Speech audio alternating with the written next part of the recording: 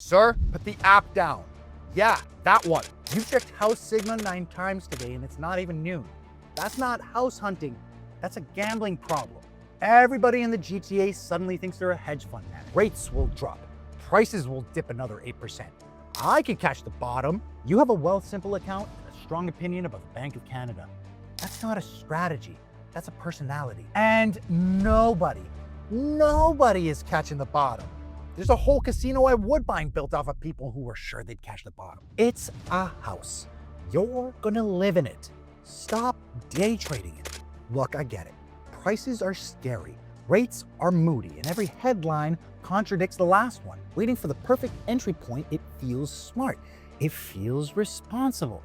It's not, just a different gamble. I'm gonna show you why broke and renting at 50. At the end of this video, you'll know the difference between an investor and a speculator, which one you've been acting like, and later, I'll tell you the exact moment buyers risk torching their financial future. Most of you, closer than you think. There are two animals in this market.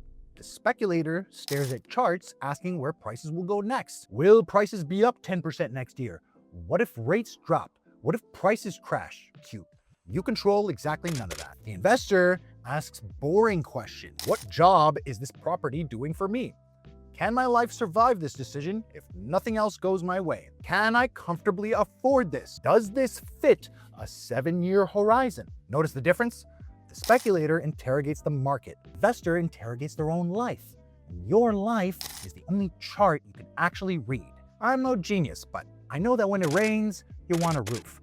Not a futures contract on a roof. An actual roof. You're going to need a place to live your entire life. That's the job a house does. If your home's market value dips 10% next week, who cares? Are you selling it next week? No, you're sleeping in it.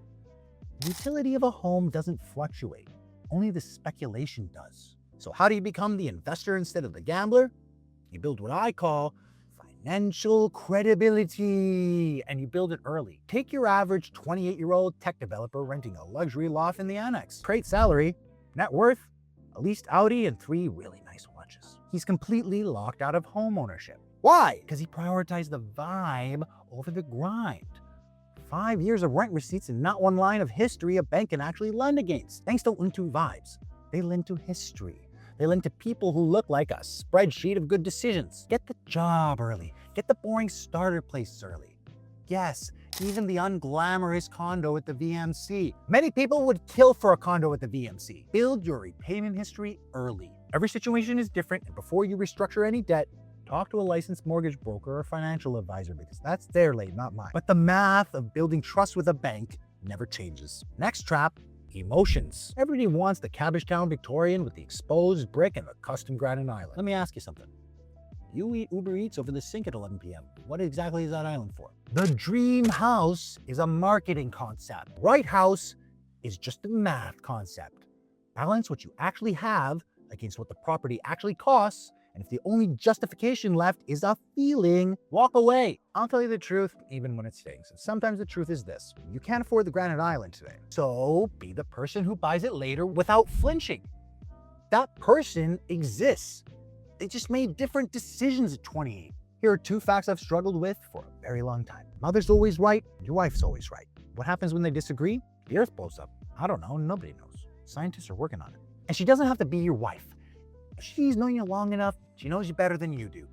But this is not a relationship channel. The point is this: borrow experience before confidence. I watch buyers ignore people who've survived 3 market cycles because some 22-year-old on TikTok said they could hack the matrix with 0 down. If you don't have the street smarts yet, and at 26 you probably don't, it's not an insult. Self-awareness, people. If you don't have street smarts, run. Talk to your parents.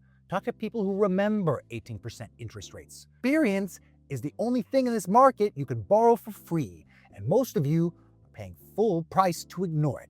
Earlier, I promised to tell you the exact moment buyers risk torching their financial future, and here it is. It's the moment you buy a house to impress people you don't even like. The moment the purchase stops becoming shelter and becomes a performance. That's not investing. That's speculating on your own ego. The ego's the most overvalued asset in the GTA.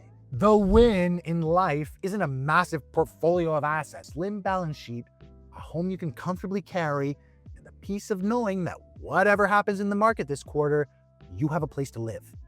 Utility, stability, logic, not applause. All right, here's your fun fact of the day. You know, the castle on the hill, Casa Loma, 98 rooms, the biggest private home in all of Canada. The guy built it so the whole city would know he'd won. Then his empire unraveled, carrying costs buried him. Property taxes, around $1,000 a month. In 1920, roughly $18,000 a month in today's money. He walked away from his own castle.